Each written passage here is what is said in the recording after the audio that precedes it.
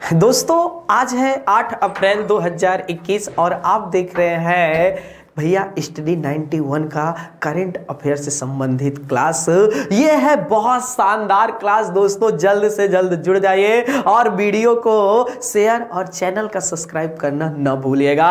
फिर देखते हैं आज का हमारा पहला क्वेश्चन क्या है दोस्तों। पहला क्वेश्चन है, किस महिला अभिनेता ने प्रमुख भूमिका में उत्कृष्ट प्रदर्शन के लिए यस एजी पुरस्कार जीता है। इसमें दोस्तों वियोला डेविस है, फिर वेनेसी किर्वी है, केरी मुलियन है और फ्रांसीसी मैकडोरमैंड है। 4 ऑप्शन आपके सामने दोस्तों। चित्र से तो आप पहचान ही गए हैं, कोई मामूली लेडी नहीं है दोस्तों, वियोला डेविस। याद रखिएगा दोस्तों, कौन सी है दोस्तों? वियोला डेविल कोनी, बिल्कुल मत भूलिएगा।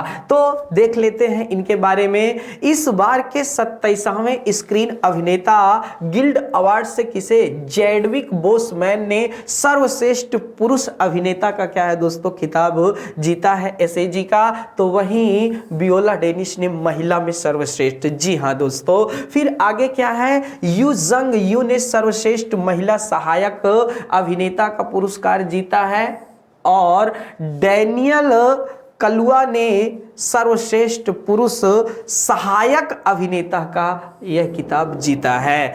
वियोला डेविस क्या है दोस्तों? एक अमेरिकी अभिनेत्री और फिल्म निर्माता। जी हां दोस्तों, इससे पहले एक अकादमी पुरस्कार, एक प्राइम टाइम एमी पुरस्कार और 2 टोनी पुरस्कार जीतने के बाद याद रखिएगा दोस्त, अब यह ट्रिपल क्राउन ऑफ एग्जिट हासिल करने वाली पहली अफ्रीकी अमेरिकी बन गई हैं। दोस्तों याद रखना, जो मेन है इनका जन्म अफ्रीका से संबंधित है। रह कहाँ रही हैं? अमेरिका में रह रही हैं। कहाँ? संयुक्त राज्य अमेरिका। संयुक्त राज्य अमेरिका आप जानते हैं वर्ल्ड पावर कंट्री देश है दोस्तों। जॉर्ज वाशिंगटन, जो बाइडेन राष्ट्रपति जो वर्तमान में 46वें नंबर के हैं। साथ ही साथ उपराष्ट्रपति पहली बार महिला जिनका नाम है कमला हैरिस, भारतीय मूल से संबंधित हैं। याद रखने वाली बात है। अगर हम संयुक्त राज्य अमेरिका की ये बात करें तो वहां पर 50 राज्य हैं, जिस तरह भारत में वर्तमान में 28 राज्य हैं। ये है दोस्तों। अगला प्रश्न आपके सामने, भारत सरकार द्वारा इस वर्ष अप्रैल में किसकी जयंती को सार्वजनिक अवकाश घोषित किया है? 4 ऑप्शन आपके सामने है। डॉक्टर राम मनोहर लोहिया, बाल गंगाधर तिलक, सुभाष चंद्र बोस, डॉक्टर BR अंबेडकर। चारों प्रश्नों में जो आंसर है आपको BR अंबेडकर। संविधान के पिता और संविधान की माता, फादर एंड मदर टू कहलाने वाले डॉक्टर भीमराव अंबेडकर। केवी राव ने कहा कि डॉक्टर भीमराव अंबेडकर संविधान के पिता भी हैं और संविधान की माता, जनक एवं जननी दोनों है दोस्तों। याद रखने वाली बातें हैं। तो फिर देख लेते हैं इसमें क्या है महत्वपूर्ण। केंद्र सरकार ने डॉक्टर भीमराव अंबेडकर की 130वीं जयंती मनाने के लिए 14 अप्रैल 2021 को सार्वजनिक अवकाश घोषित किया है। और अभी आपको बता दें 2016 में 125वीं वर्षगांठ में क्या किया गया था दोस्तों? इन्हीं के जन्म दिवस पर जो है भैया संविधान दिवस मनाने की घोषणा भी हुई थी। आपको पता होना चाहिए, लेकिन कब? 26 नवंबर को। याद रखना।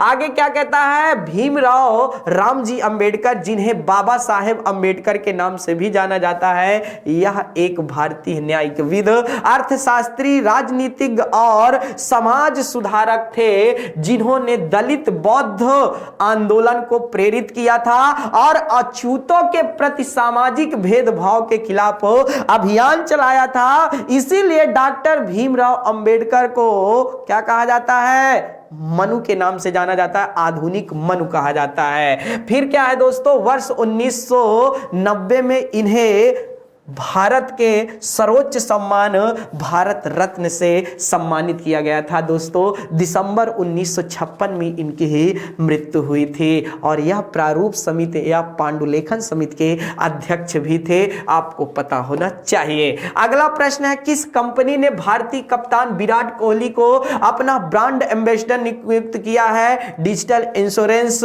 इंडिगो पेंट, नोकिया या ड्रीम 11? तो याद रखना डिजिट इंश्योरेंस ने किया है, ये जानना चाहिए। भारतीय कप्तान भी है इस समय, तीनों फॉर्मेट के दोस्तों जानना चाहिए। राइट हैंड बल्लेबाज हैं। डिजिटल इंश्योरेंस ने क्रिकेटर विराट कोहली को क्या है दोस्तों, अपना ब्रांड एम्बेसडर बनाया है। कोहली ने इसमें क्या किया है दोस्त, निवेश भी किया है इस कंपनी में। डिजिटल इंश्योरेंस एक सामान्य बीमा कंपनी है। विराट कोहली भारतीय क्रिकेट टीम के तीनों फॉर्मेट के क्या है दोस्त, कप्तान है और ये दाएं हाथ के बल्लेबाज हैं। और इनका जो निकाह मतलब विवाह हुआ है वो किसके साथ हुआ है? निकाह भी कर सकते थे लेकिन मुस्लिम धर्म से संबंधित नहीं है, कोई बात नहीं, वर्ड चलता है। अनुष्का शर्मा के साथ हुआ है। और यह अभी आपको बता दे, जो आईसीसी ने अपनी रैंकिंग जारी की है उसमें विराट कोहली इस बार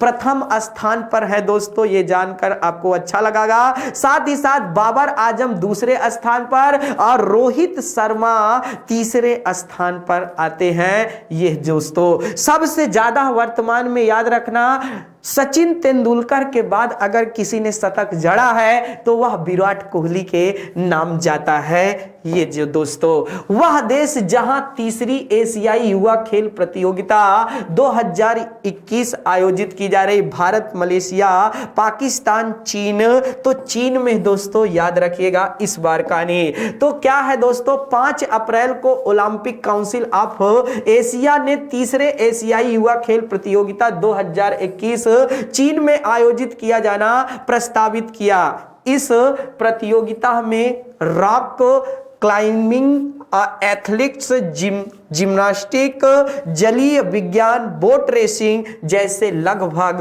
18 ओलंपिक खेलों को शामिल किया गया है। एशियाई युवा खेलों का आयोजन 4 साल में एक बार होता है। यह ओलंपिक काउंसिल ऑफ एशिया द्वारा आयोजित किया जाता है। चीन आप देखते हैं दोस्तों, एशिया का क्षेत्रफल की दृष्टि से सबसे बड़ा देशों में से एक है, जहां के राष्ट्रपति जिनपिंग साहब हैं। बीजिंग दोस्तों याद रखिए राजधानी है। तो इस तरह आप देखे होंगे कि चीन ही एक ऐसा देश है दोस्तों जिसका सबसे ज्यादा देशों के साथ विवाद बना हुआ है। और भारत का नहीं जो देखे होंगे दोस्तों क्या है 2020 में और साथ ही साथ लेकर के 2017 में ही भैया विवाद, डोकलाम विवाद को चाहे ले लीजिए, चाहे गलवान घाटी का मुद्दा ले लीजिए, और साथ ही साथ मैकमोहन रेखा भारत और चीन के बीच में ही है। इन सारी बातों को भी ध्यान में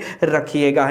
विश्व स्वास्थ्य दिवस कब मनाया जाता है? 8 अप्रैल, 5 अप्रैल, 3 अप्रैल, 7 अप्रैल। तो 7 अप्रैल को क्या मनाया जाता है? विश्व स्वास्थ्य दिवस मनाया जाता है। विश्व स्वास्थ्य दिवस हर साल 7 अप्रैल को मनाया जाता है क्योंकि इसी दिन 1948 में विश्व स्वास्थ्य संगठन क्या है दोस्तों स्थापना हुई थी। वर्ष 2020 को विश्व स्वास्थ्य सभा द्वारा नर्स मिडवाइफ का अंतरराष्ट्रीय वर्ष घोषित किया गया था। विश्व स्वास्थ्य दिवस 2021 के लिए जो थीम है क्या है भैया? सभी के लिए एक न्यायपूर्ण स्वस्थ दुनिया का निर्माण। अगला प्रश्न आपके सामने, फार्म मिन्ह चिन्ह दोस्तों किस देश के अगले प्रधानमंत्री बने? Myanmar, Thailand, Vietnam, Singapore.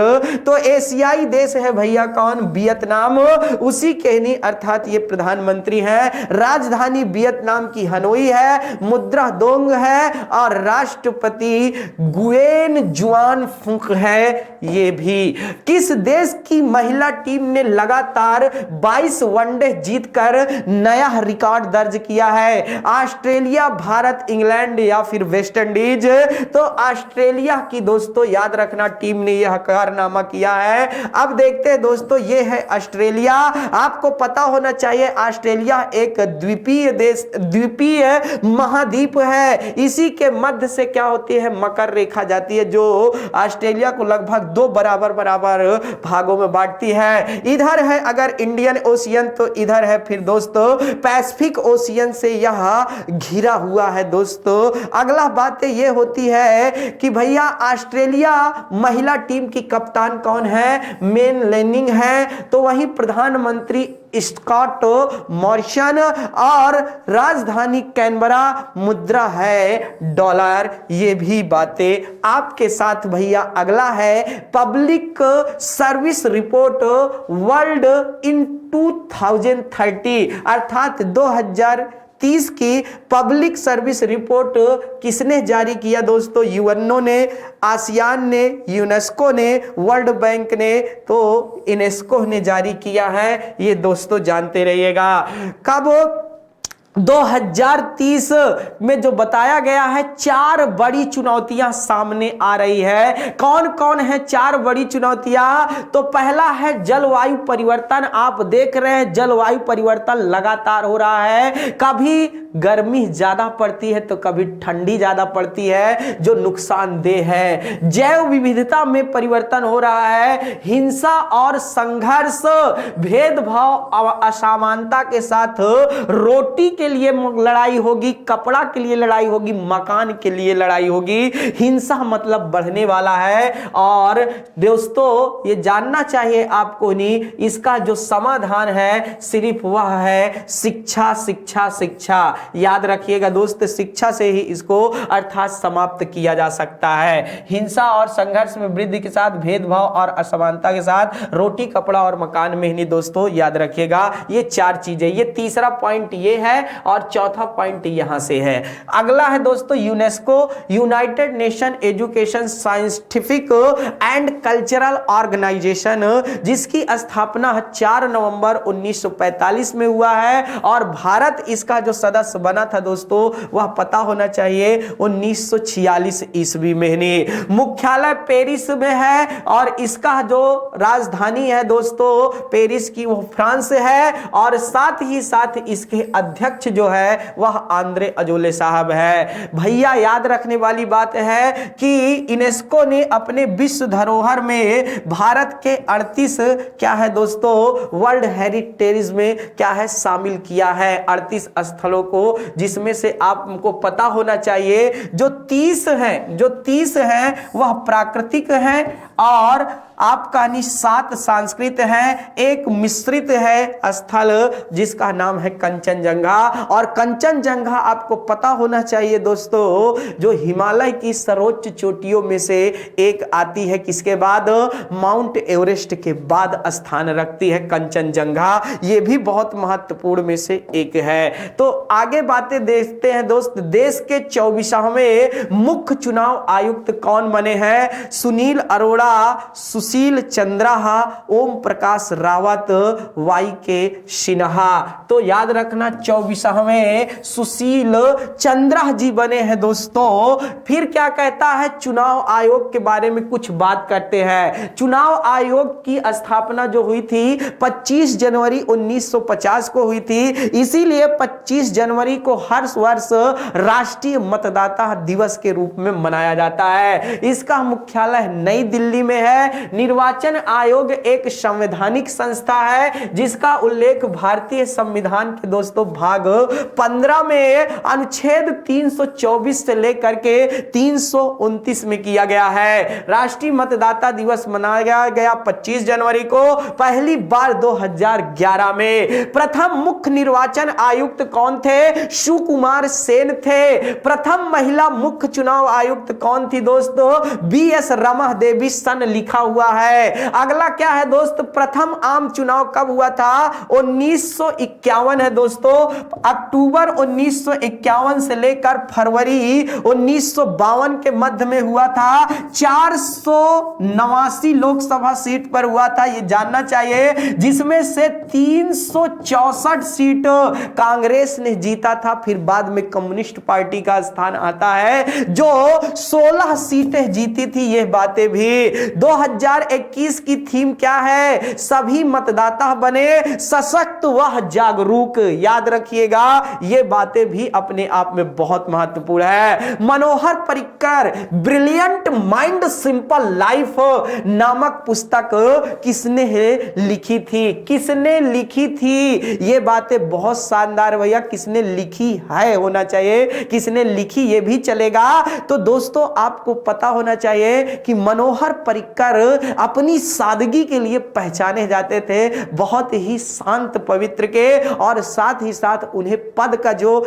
एक आदमी के अंदर घमंड आ जाता है ना, वह उनके अंदर नहीं था। अरविंद केजरीवाल, मनोज देसाई, नितिन गोखले या प्रकाश जावड़ेकर, तो नितिन गोखले का नाम बिल्कुल मत भूलिएगा। 3 बार गोवा के मुख्यमंत्री बने भैया कौन, मनोहर पर्रिकर।